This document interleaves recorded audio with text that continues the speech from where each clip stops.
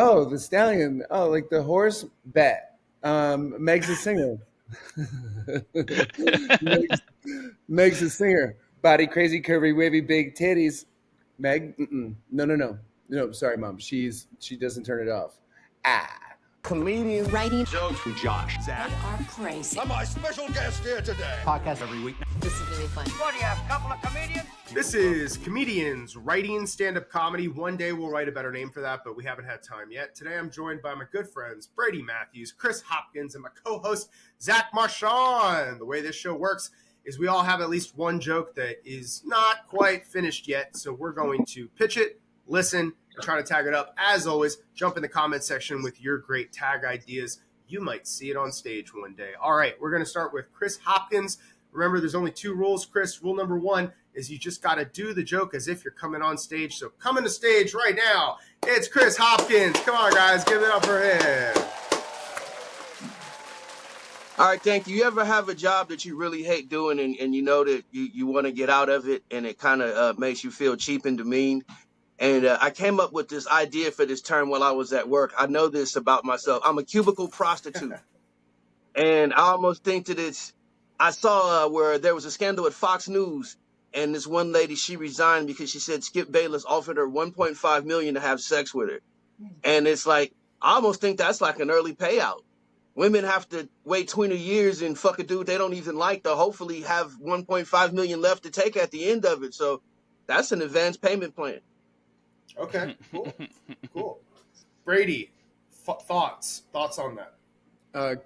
Cubicle. What'd you say? Cubicle what? Cubicle That's prostitute. awesome. I love that. That's great. Yeah, it's the truth.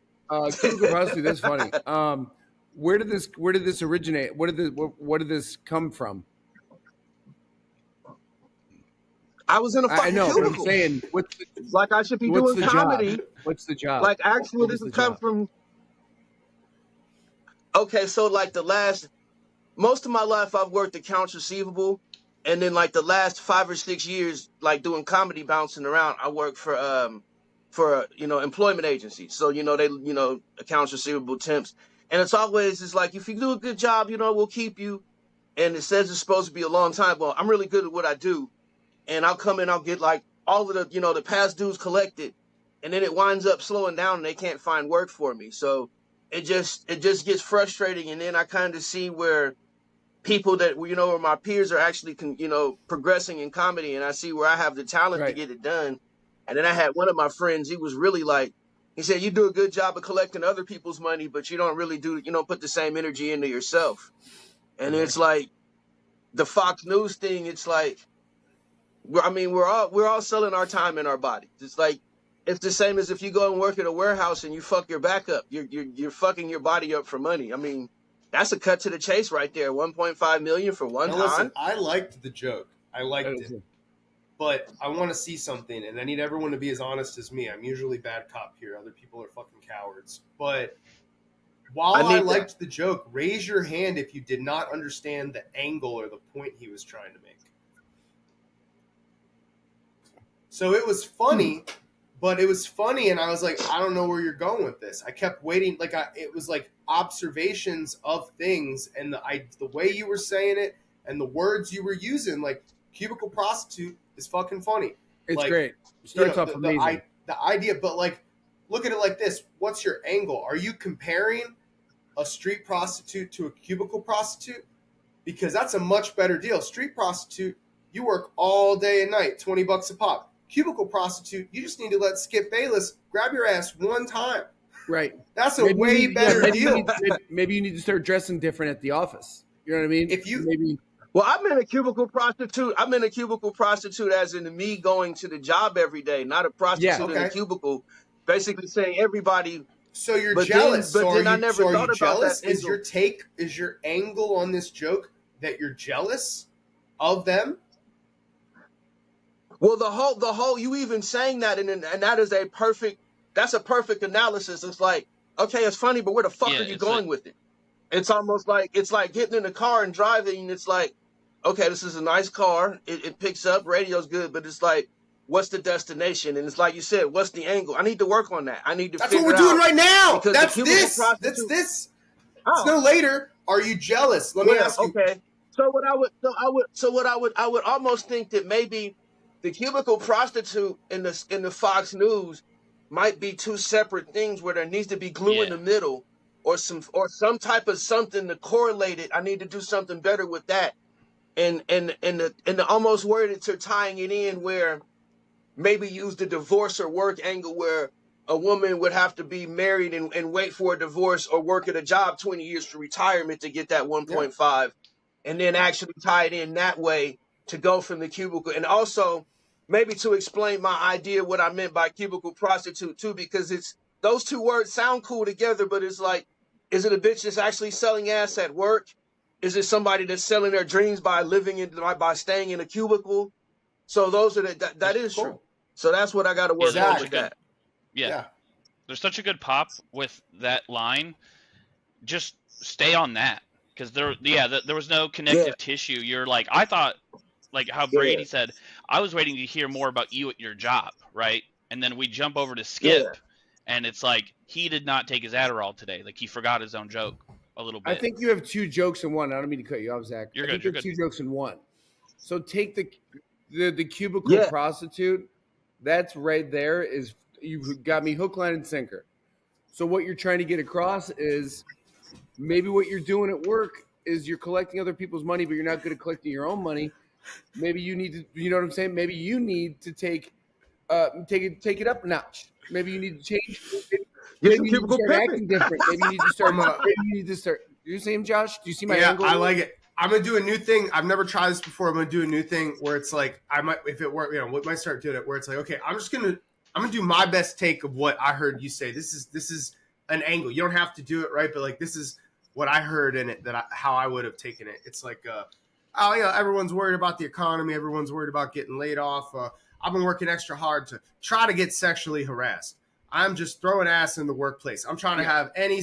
I don't want good reports. I want you to text me after 5 o'clock inappropriately. Like I'm just trying to become a cubicle prostitute at this point. I saw Fox News, one bitch, $1.2 million. That's my severance. Severance? Hey, Kristen. I don't want severance. I want wait. I don't want the layoff package severance. Something about benefits there. There's a lot of wordplay. I don't want a layoff package. I just want to get laid. Like layoff, laid. Boom. There you go. Right there. Yeah. Grab my package. I want to get. Keep it simple. Yeah. It's a funny joke. There you go. It's a great premise. Okay. And you should also, can you add in like somehow some like DEI stuff? They get paid very well. They're doing just fine. Oh wait, DEI shit. Only white people are the ones getting felt up. Like why? There's not enough DEI harassment. Yes. Can I be the first black man in the Me Too movement? Yeah. I want to. Oh, I've had that happen that's why I was calling my friend. I had that happen at my job. Actually, I met my friend at the job. But I gotta take off. I gotta get to Columbus. Thanks for for coming on, man. Man, I appreciate the opportunity. Thank you guys, and then let me know when the next one is. I can plan in advance. We will. Thanks, Chris. Assuming today. Thank y'all. Y'all have a great evening. All right, welcome back. There are now only 3 people on the island. Zack Marchand is up next. He's going to come up with a hot new joke. All right, Zack Marchand. Perfect. Yeah, here we go. So my buddy's dating this girl, and there's a lot of red flags. She won't spend the night. She thinks DC's better than Marvel, and she has a cock. Those are the 3 big red flags.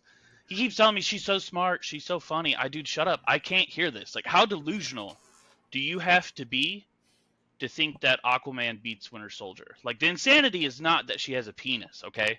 I'm progressive. I paid for 2 of my boyfriend's abortions in college, okay? There's no problem with that. You just can't make a case to me that you can date a sane person that thinks Justice League is a masterpiece. Lots of like there. Lots of like. I have thoughts, Brady. You want to go first? You got thoughts while you're fresh? Yeah, it's great. And the subtle hint of she has a cock is great. You could even go into where typical chicks with dicks loving Marvel. You know what I mean? Fucking something like where you're like, we all know we saw that coming. You know what I mean? Something that like fucking just play it off so typical. These chicks Yeah. that I'm telling you with these dicks, and they're like in the Marvel, and then sometimes they want to bro out, and I'm like, no, not after what you just told me that Yeah. Aquaman is gonna lose to Super Soldier. Like, no, dude, I'm gonna go play football with my other friends or something. Yeah. Josh, what do you think? I love a tasteful trans joke. I have several. I I have none. appreciate. Well, you haven't watched enough porn, is what I'm gonna say. So, were you saying you're dating this girl? Is that what you're saying, Zach? No, it's my buddy. It's my buddy's dating this start girl. again. What is the start? How is it? Say the start again. My buddy's dating this girl. He doesn't know if he should stay with her or not. That's all I needed to hear. Okay. I would just change one small thing because I love the direction this is going. But when you use your rule of 3 and you're like, he's dating this girl, but he's not sure if he should keep dating her. Like, she's great, but there are some red flags. Like, she loves to cook. She was born with a penis. She thinks DC is better than Marvel. I don't want, when you emphasize on that, it's like, okay, is this just going to be punching down a little? But, I think what's hilarious to me is that you just keep hammering trans punchlines while not ever making that the red flag, and then you just 100%. keep going after like how 100%. gay DC is. Right. Yeah. Right? You're like, I mean, she cooks. She was born with a penis, and but she thinks DC is better than Marvel. Totally. And it's like Totally. gay. That's a great joke. Yeah, and he keeps telling me, he's like, look, he appreciates how logical and rational she is, but she's so irrational when it comes to Marvel versus DC. It's like, you sound stupid. Only a woman would think that DC is better with Marvel. Like, right. Does your penis not work at all? Like, yeah. Let me talk to the guy side. Okay. No, I like that, Josh. I like that angle where you're just not even bringing up that she has a penis, but it happens to be an issue sometimes when she gets aggressive, and that's okay. Yeah. Or is it like she must have a big dick because a lot of blood has to leave your head to have those stupid thoughts that Aquaman's cool? Love that. Okay. I love that. And her cock must be massive because all of the blood is flowing to it. Yeah. For her to think that Aquaman was a watchable movie. Yeah. It's terrible. It's not realistic. No. Yeah. Oh, that's I just don't find this believable. I can't believe Gal Gadot with an American accent. Yeah. I'll respect her pronouns. I'll respect this trans woman's pronouns, but I will not respect Wonder Woman. Yeah, you're all on board, but the fact that she is actually convinced that whatever, that's very funny. Never make it about the trans thing or the dick. Not make it at that at all. The hypocrisy that she actually thinks. Yeah. Go that angle. That's very funny. Good. I like that line a lot.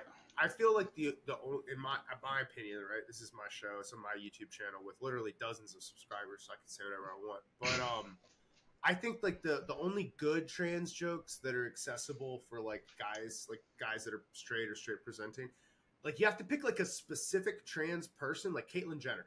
It has to be like you can't be like the entire group of people and like cast a wide net. It's got to be like Caitlyn Jenner, or it's got to be the thing where it's like, hey, I'm saying it, but I'm not really saying it. You know what I mean? But it's like if you're like, oh, I think the red flag is trans. It's like, I don't know. I mean, and again, I'm a guy with trans jokes, but it's also like when you're putting an act together, it's like if I'm going to do 25 or 30 minutes, how many minutes do I really want to be a commentary on the trans experience?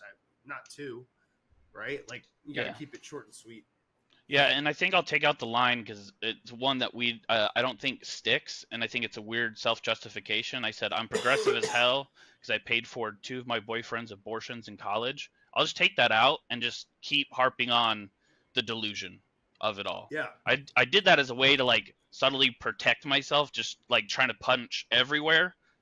Kevin Nealon. Look up Kevin Nealon. Kevin Nealon has a bit he does. You should look this up and copy the cadence. Kevin Nealon has a bit where he says things and then he says really quickly what he really means in between the sentence. So he talks in a normal pace. So he's like, man, I'd love to take you on a date, fuck you before we get the food, and then take you back to my place and then take off your clothes. And then and so like I think that there's something in how he laid that up. Don't copy it word structure for structure, but like that type of delivery where you keep subtly dropping the trans stuff, but then putting all your energy in the Marvel DC stuff. I think It's hilarious. Perfect. Also, you come off as a guy that is way more passionate about your look, like a guy that's way more passionate about Marvel versus DC than trans issues. So I think it plays into your whole aesthetic. Okay, so bravo. Cool. Bravo. Thank you. It's a good one. Zach is a heavy hitter. Brady, you want to go? You want to headline? You want to go last? Or you want to go next? What do you want to do? No, because mine's not. I just wrote this the other day, so I'm just gonna let it fly and see what you guys think, and we'll just let it fly. Coming next to the stage with the new joke, Brady Matthews. Thank you guys so much. Listen, like you guys heard, I'm a single dad. I've been in the dating game for quite some time. I've been with 20-year-olds, 30-year-olds, 40-year-olds, 50-year-olds, you name it, I do it, I bang it, I hit it, right? But the thing is, I've never really been with a black woman. And I think what I would like to be with is my type of black woman, I think would be Meg Thee Stallion. That's who I want to be with. I think that's my type of girl. She likes to dance. She likes to sing. I like a little hood, I like a little stank on my hang low, if you will. Here's my impression if I had Meg Thee Stallion come with me to my family reunion picnic. Here we go. Mom, this is Meg. Meg, this is my mom. Hi, Meg. Nice to meet you. What's your last name? The Stallion. Ah. Then she goes, oh, the Stallion. Oh, like the horse? Bet. Meg's a singer. Meg's a singer. Body crazy, curvy, wavy, big titties. Meg? No. No, sorry, Mom. She doesn't turn it off. Ah. What is that? Sorry, Meg she just sometimes says random things. Bitch.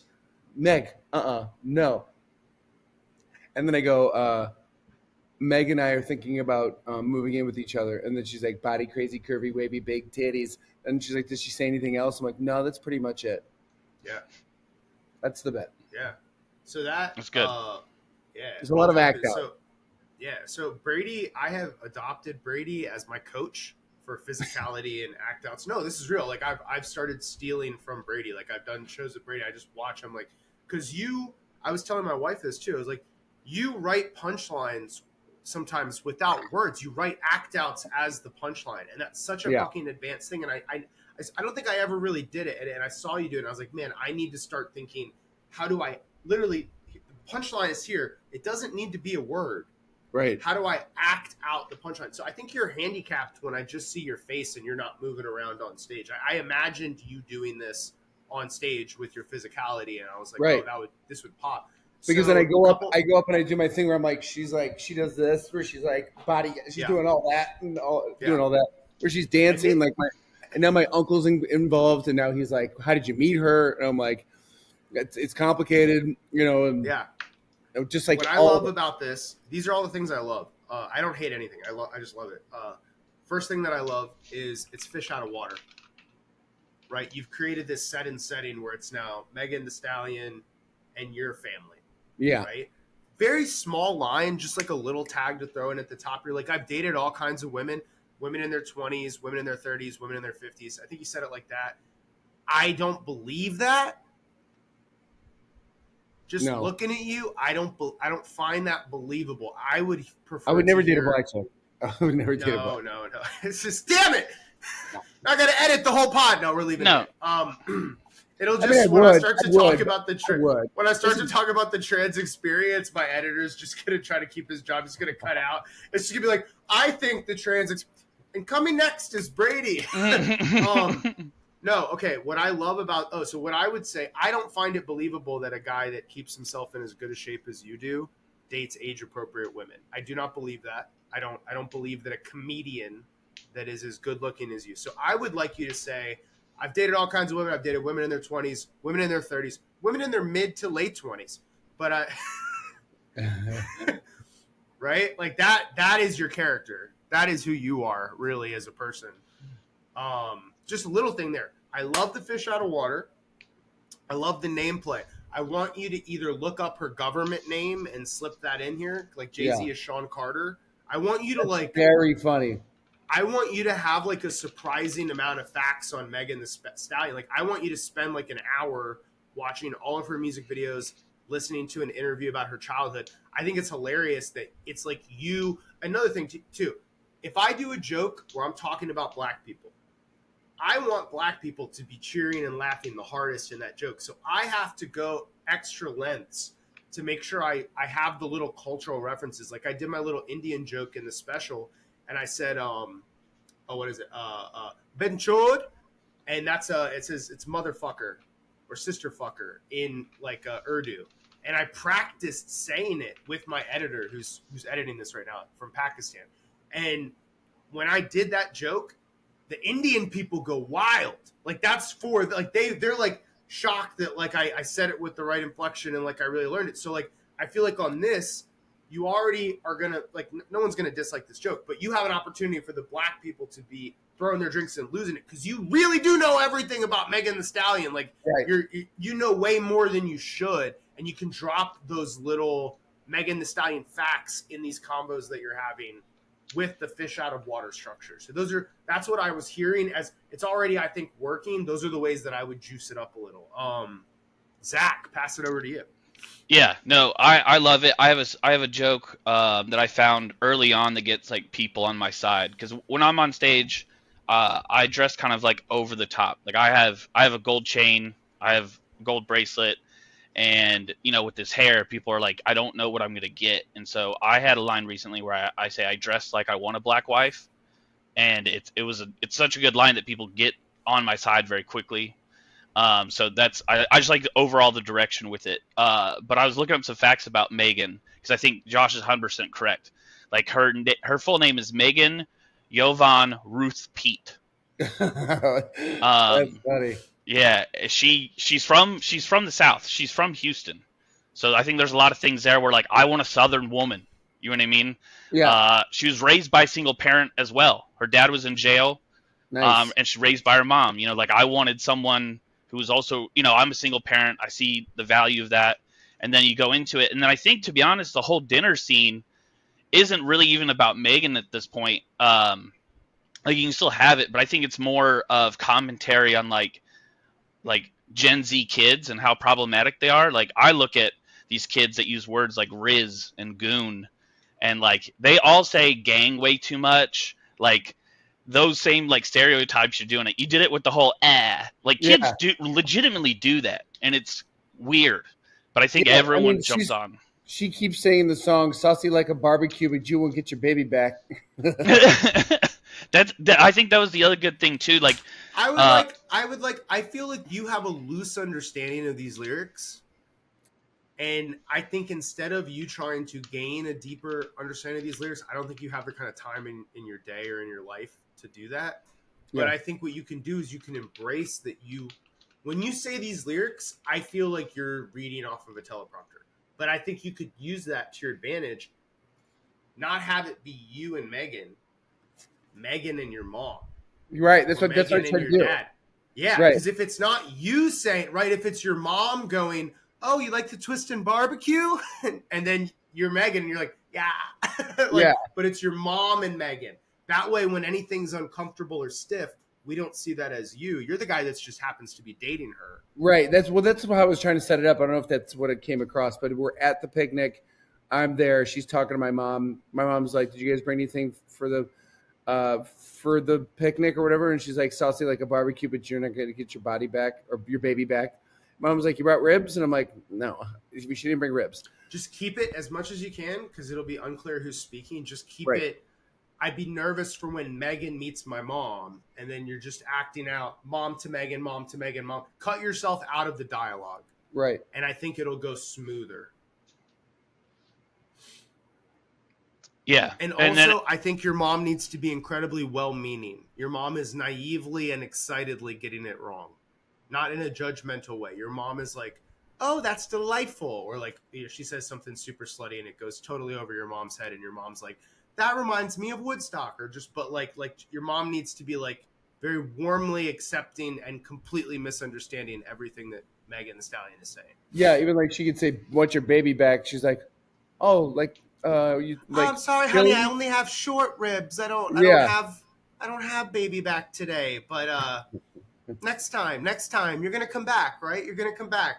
Yeah, I just gotta figure out how I would end it too. So we play spades usually, but we could play dominoes. We could play dominoes. That's good. Yeah. I just end it with Meg Domino's, and then we can walk off or something. I don't know. She has my mom's potato salad. She just starts like twerking. She goes, "Man, this gives me a whop," and it's like, what does that mean? It means that she likes it. Well, it gives me a whop too. Mom, don't say that. Your mom's like, oh, this salad's not finished. Megan, can you toss Brady salad? Can you toss Brady salad before dinner? Yeah, or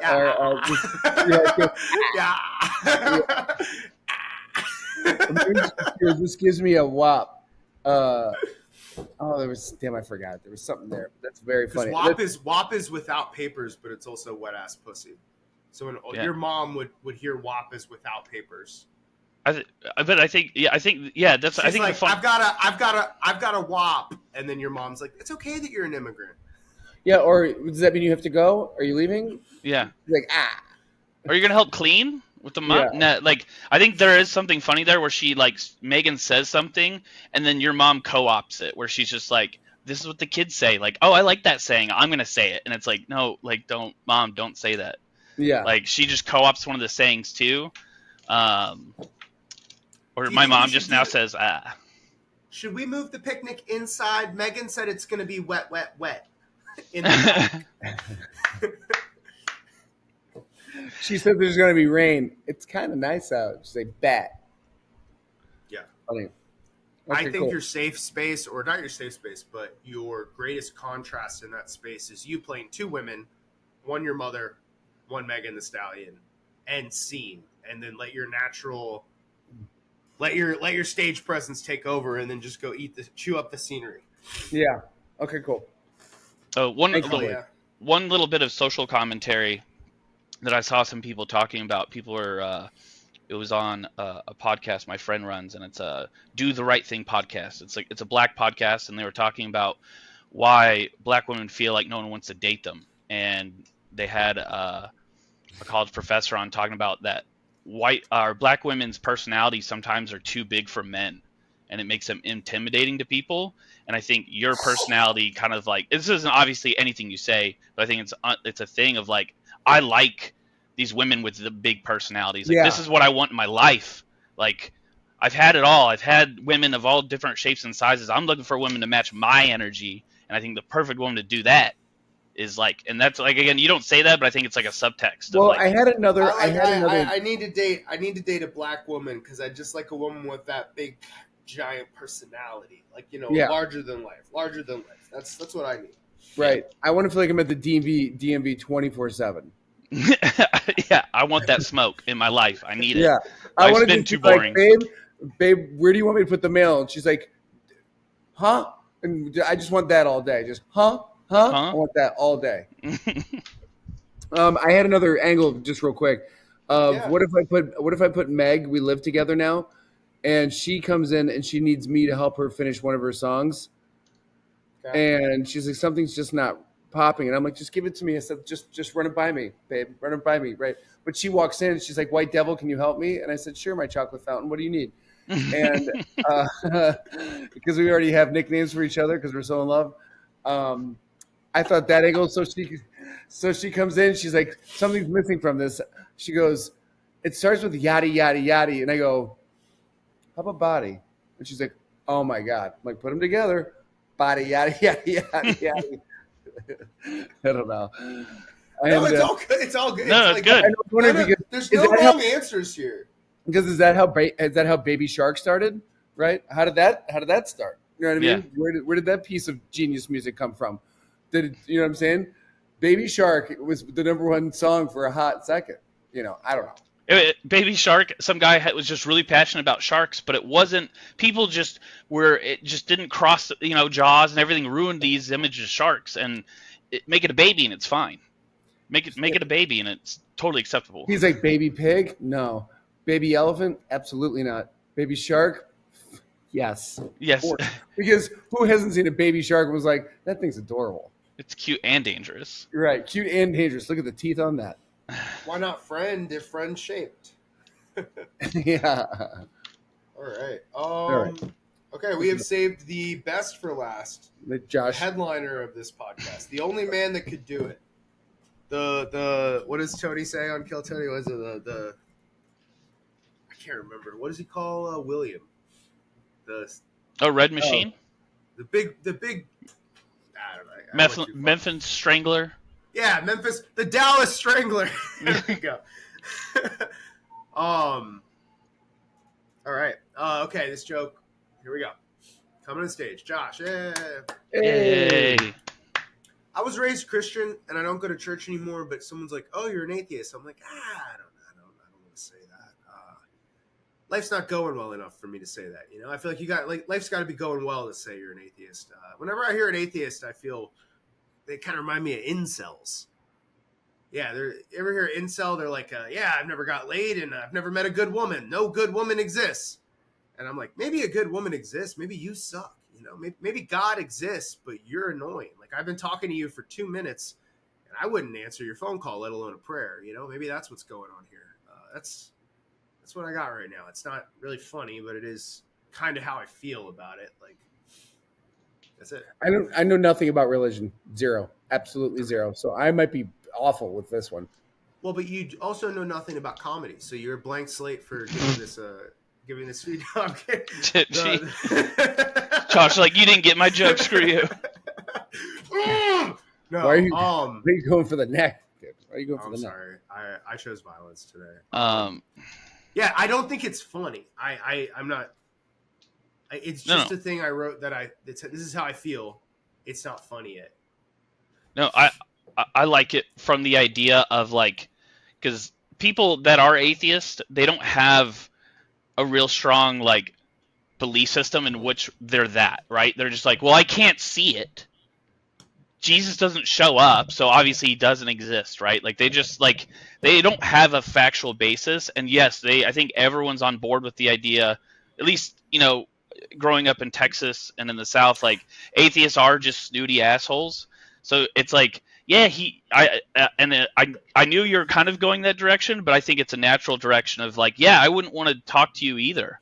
Like, he died for everyone else's sins except for everyone that dresses like you. You know what I mean? Like, I want to change it completely because I think okay, they're not incels. I think that was too unclear because I also have to explain what incels are. Yeah, atheists remind me of dogs. When you put the orange ball behind your back, they're like, there's no way that orange ball could exist. It's gone, man. There's no proof to me that there's an orange ball behind this man.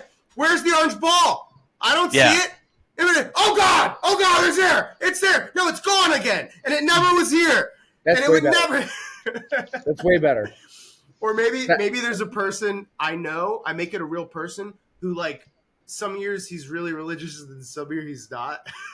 Like, we all know that person that, like, they go through a phase where they're really religious and they go through a phase, but then, like, their uncle gets sick and they're praying again. And it's like the dog object permanence, the dog and the ball and the blanket, the dog in the back. Maybe it's that instead. Because I think when the incel is like two people I'm being mean to. It's two groups. But if it's the dog, then it's and honestly, for me, I'm not a big religious joke guy.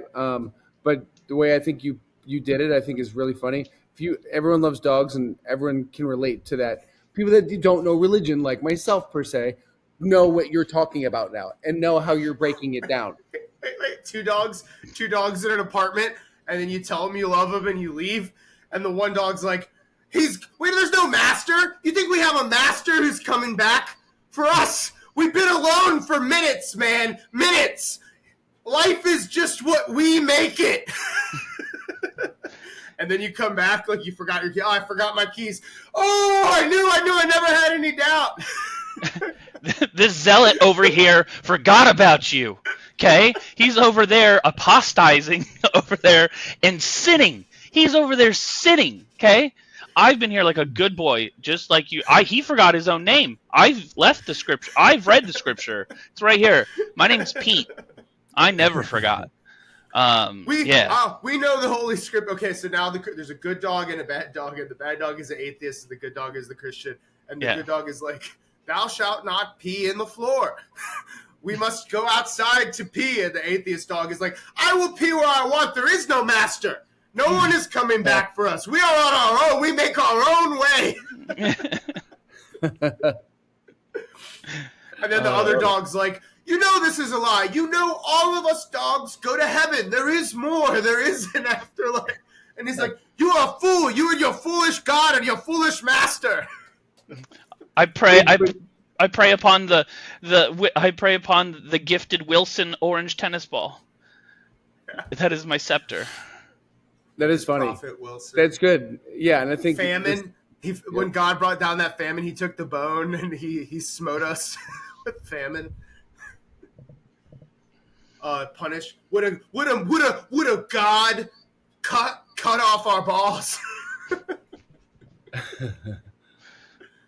I like that a lot better. The incel line was not clear, but that didn't make sense. Yeah, and that's Scares how I people. It makes sense, but it doesn't make sense to people that are dumb like me. I went through phases. Where I was like deeply religious, but then I fell out of it. But when I fell out of it, I was not deeply atheist, right? I was not going around trying to take people's faith from them. I was like, man, I remember I used to believe something, and now I can't find that anymore. It's like I used to hear music playing, and now I don't hear it. But I like, even if like, you know, if you take 5 religions, right? You got Islam, Christianity. We'll throw some easy ones in there. Scientology, right? Buddhism. At least one of them has to be wrong. Statistically speaking, 4 out of 5 are, if you pick 5, right? But that doesn't mean you have to run around and just ruin everyone's parade. Like, you can, as long as people aren't hurting other people, just kind of like let them have it. That's how I feel. And I also feel like religion and God are separate things to me. Like, all religion might be wrong, but also God might still exist. But then he also might not be the best. He might be kind of, just God with a lower G. Like, he just made some shit, looked at us, got bored, and he left. Does that make him bad? It's probably without morality. I don't know. Welcome to my TED Talk. Hell yeah. Thank you. I personally feel like we as a group completely fixed my shitty joke. The incel joke wasn't working at all. I think the dog angle is much funnier. I personally feel like this was productive. Brady, I'm very excited to see Megan Thee Stallion come to life on stage. Yeah, I think I'll make it simpler, and I appreciate it. Yeah, with Zach, yours is going to be hilarious too. Thank you. Yeah. Thank you. Just winners all the way around. And I think Chris Hopkins is onto something with the cubicle prostitute. One of my favorite things to do, because I think I recorded the first one of these like 2 years ago, maybe a little longer than that. I like to go back and listen to those ideas that I had, and then see how either I just abandoned them or they really evolved into something that's like a pinnacle. And like the Asian Elvis joke that is one of my more popular ones. That came from one of these writing rooms. And that is a good bet. Yeah, well, it's retired now, but I might bring it back every now and then if I'm open in the future or something. You acted more of it out, right? Oh yeah, I added a whole bunch of dancing and hip shaking. Zach hates that joke; he doesn't like it. But It's not my favorite. It's not my favorite, but it's not my favorite either. But I think you jazzed it up a little bit, and that's good. The act out. I will say, despite my distaste for the joke, the act outs you did in the special, you really honed it in. So if that's some of the inspiration you got from Brady, I need to get some of that sunshine on me a little bit. So if Brady performed all of my comedy, I would have a better career.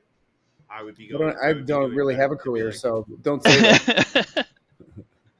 Well, your non-career is still better than my non-career. So, it's like aborting a baby at 2 months or 6 months. One of them is more wrong. Or 12 years. Okay. Yeah. Oh, God damn. Okay. Well, we're ending on a happy note. If you've been watching this far, don't forget to like and subscribe.